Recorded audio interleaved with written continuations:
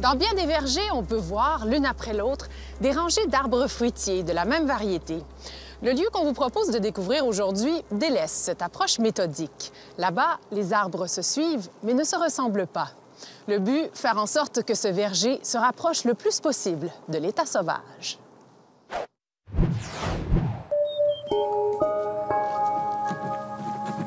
Voilà un verger original.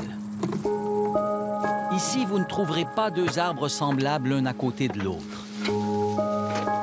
Pommiers, poiriers, pruniers, cerisiers, il y a même des arbres qui ne produisent aucun fruit comestible. Ils ne sont là que pour capter l'azote de l'air et en faire un engrais disponible à leurs voisins. Au pied des troncs, des arbustes à fruits, des légumes et des fleurs comestibles comme ces hémérocales. Est-ce qu'il y en a qui vous disent des fois parmi vos clients ou les visiteurs que ça fait un peu désordonné comme verger? Il faut. Il faut que ça soit désordonné parce que l'ordre, c'est finalement... Si on regarde la nature, ça serait toujours désordonné. On appelle ça de la permaculture. Tout est conçu pour favoriser la diversité. Diversité de plantes, mais aussi de faune, même si on ne sait pas toujours en quoi chaque espèce peut nous être utile. Une des choses, c'est de ne pas trop se casser la tête puis viser à attirer tout le monde. Et eux, ils se placent qui mange quoi. Alors, on ne cherche pas à dire « Moi, je veux celui-là, mais je veux pas celui-là ». On les veut tous, puis eux-mêmes, ils choisiront. D'ailleurs, ce qu'ils font, c'est qu'ils mangent ce qui est le plus abondant à tout moment. Les insectes ravageurs, par exemple. Plus ils sont nombreux, plus les oiseaux les mangent, ce qui diminue les risques d'infestation. Et puis, comme chaque pommier est isolé des autres, les insectes mangeurs de pommes se propagent moins rapidement que dans un verger ordinaire. Pour les plus récalcitrants, il y a des pièges. Le résultat, une variété de produits sans pesticides, un rendement et une qualité de fruits raisonnables. La fertilité augmente, le rendement augmente et les insectes et les maladies diminuent. Stéphane Sobkowiak est devenu pommiculteur sur le tard. Il est biologiste, avec 2 maîtrises à son actif, dont une en architecture du paysage. Il a acheté ce petit verger de 5 hectares en 1992. Pendant 8 ans, il a fait de l'agriculture biologique, mais sans grande conviction. Toutes les interactions entre les plantes, entre les arbres, entre les insectes, les oiseaux, ça ne fonctionnait pas comme ça devrait. La guerre aux insectes et aux maladies lui demandait beaucoup de travail. Et il en est venu à se dire que l'agriculture biologique ressemble encore trop à celle dite conventionnelle. Même verger en monoculture, mêmes arrosages contre les ravageurs. Seuls les produits changent. Alors, un jour qu'il taillait ses pommiers... J'ai arrêté pour dîner et je regardais la rangée avec tout le même cultivar d'arbres. C'était comme... Je le voyais déjà, ce qui est là, dans la rangée. J'imaginais des arbres qui étaient variés, des arbustes, des fines herbes, des vivaces et des poulets dans l'allée. Alors, je me suis dit, si c'était comme ça, il me semble que ça fonctionnerait tellement plus facile. En 2006, il a entièrement redessiné toute une section du verger. Son unité de base, c'est le trio. Un pommier, suivi d'un arbre fruitier d'une autre espèce, puis d'un fixateur d'azote, et ainsi de suite jusqu'au bout de l'allée. D'un trio à l'autre, les variétés ne sont pas les mêmes. Vous pouvez donc avoir sur un même rang 10 sortes de pommes, 5 sortes de prunes et 3 de poires, par exemple.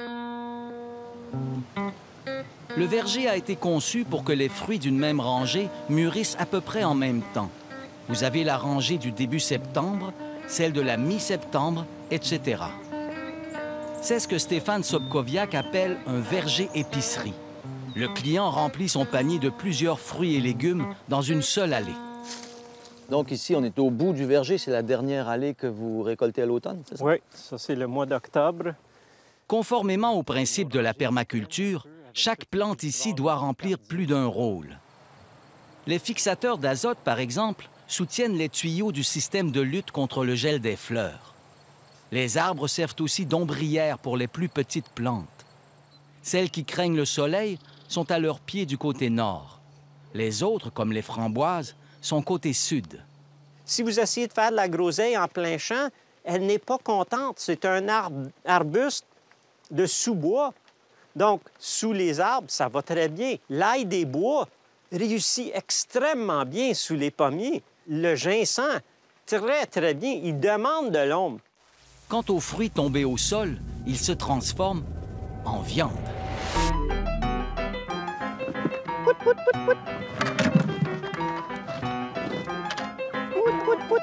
Aujourd'hui, les poulets sont sur un carré de terre où il y aura un potager l'an prochain. Ils engraissent le sol.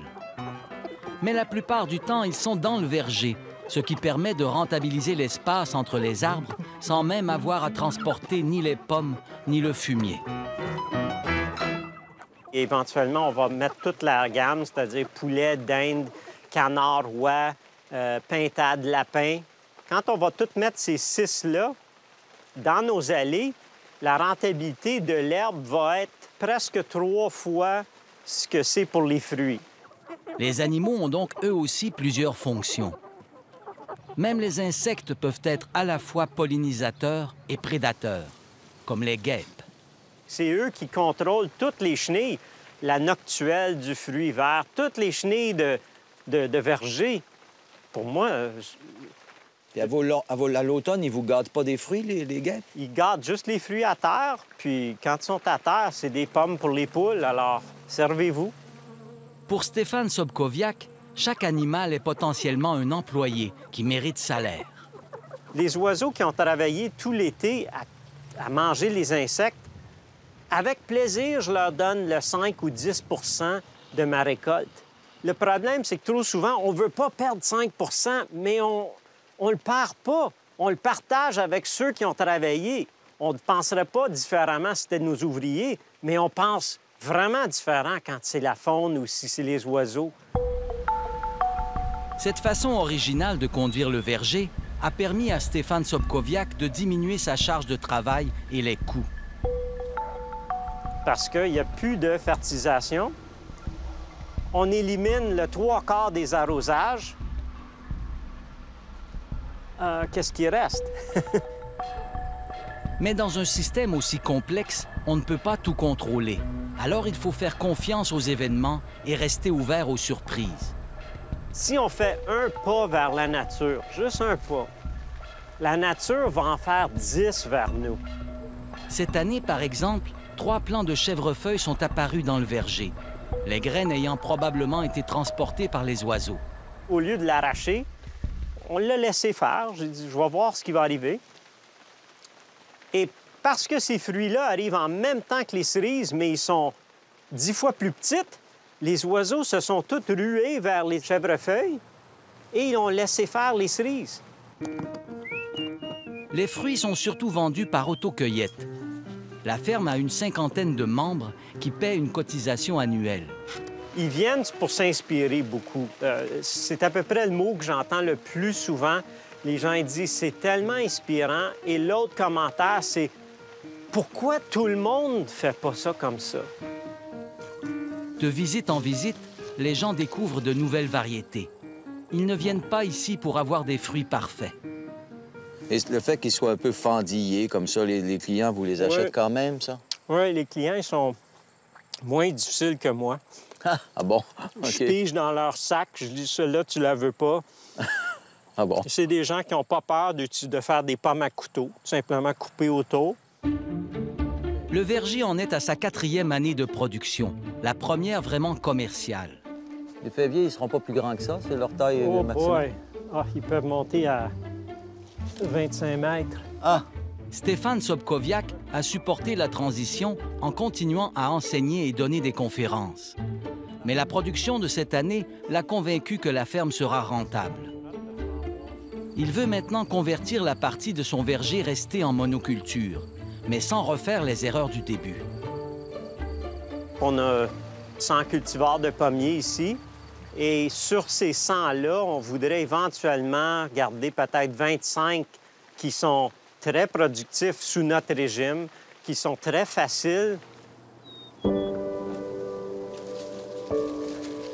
Il est persuadé que sa façon de faire a beaucoup d'avenir et qu'elle devrait se répandre au Québec et ailleurs en Amérique.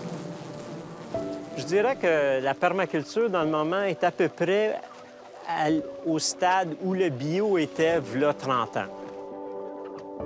Mais à cause des médias sociaux, à cause des vidéos, YouTube et tout le reste, ça va de loin devancer la vitesse d'augmentation du bio. Vous pensez qu'on pourrait approvisionner tout le Québec en permaculture? Je parle des fruits, là. Aïe, aïe, aïe, on pourrait approvisionner toute l'Amérique du Nord en... Aucune raison pourquoi pas. C'est plus simple, c'est plus sain, c'est plus logique.